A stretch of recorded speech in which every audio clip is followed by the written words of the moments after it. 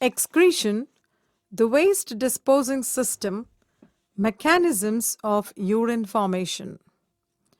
The urine formation inside the body is in 4 stages, such as glomerular filtration, tubular reabsorption, tubular secretion, and concentration of urine. The first step of urine formation is glomerular filtration. Blood containing waste products are supplied to the glomerulus through afferent arteriole.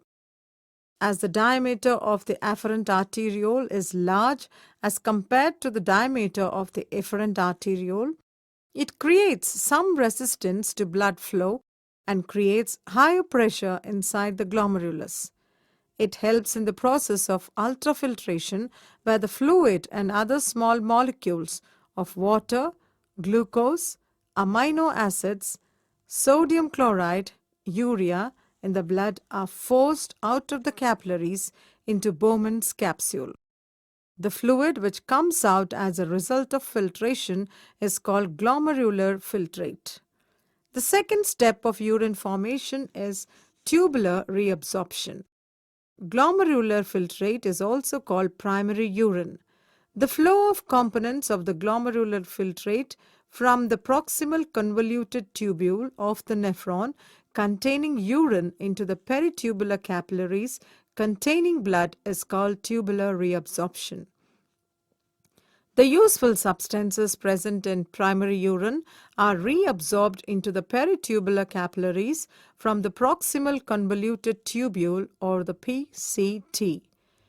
These are glucose, amino acids, vitamin C, potassium, calcium, sodium, chlorides, and 75% of water. Distal convoluted tubule allows some amount of selective reabsorption. The chemical composition of primary urine and blood is almost similar to each other. The only difference is that blood cells are absent in primary urine.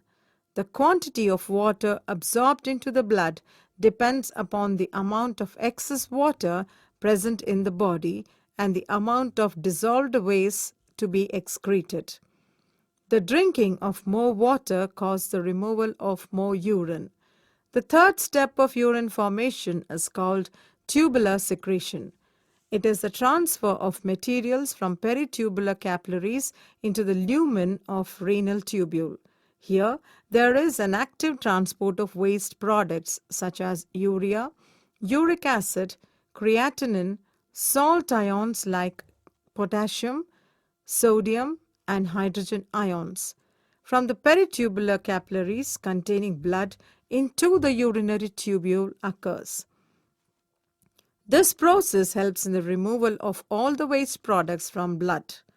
The fourth step of urine formation is called concentration of urine. About 75% of water content and 10% of water content of the nephric filtrate is reabsorbed in the region of proximal convoluted tubule and loop of Henle respectively. The further concentration of urine takes place in the region of collecting ducts with the help of a hormone called vasopressin or antidiuretic hormone ADH. It is only secreted at the time of passage of concentrated urine. When a person drinks a lot of water, it lacks the secretion of the hormone ADH because it is secreted only when the concentration of salts increases in the bloodstream. For example, drinking of less water in hot days can result in thirst, which is detected by special sensors present in the hypothalamus which stimulate pituitary gland to release antidiuretic hormone.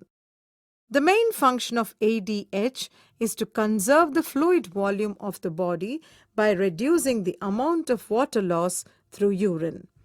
The absence of this hormone results in the formation of dilute urine because the reabsorption of water cannot take place. Its deficiency leads to the condition called diabetes insipidus. In this condition, the patient feels excessive thirst and faces repeated urination of diluted urine. The water is lost from the body by means of urine, stool, perspiration, and breath.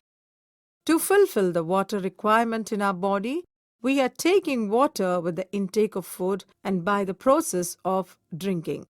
You can notice that the frequency of urination is more in winter than summer. Why is it so?